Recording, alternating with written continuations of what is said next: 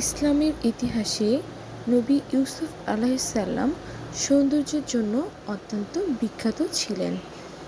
বলা হয়ে থাকে যে আল্লাহ তাআলা মানবজাতির অর্ধেক সৌন্দর্য ইউসুফ নবীকে দান করেছিলেন।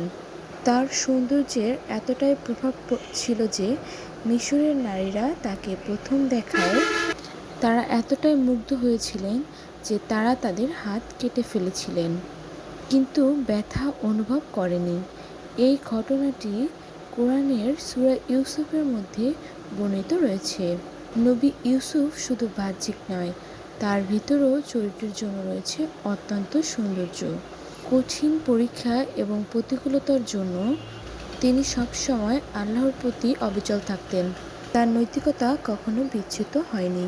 ইউসুফ নবীর সৌন্দর্য ও চরিত্রের জন্য একসাথে তাকে মহানবী হিসেবে প্রতিষ্ঠিত করেছেন। মহানবী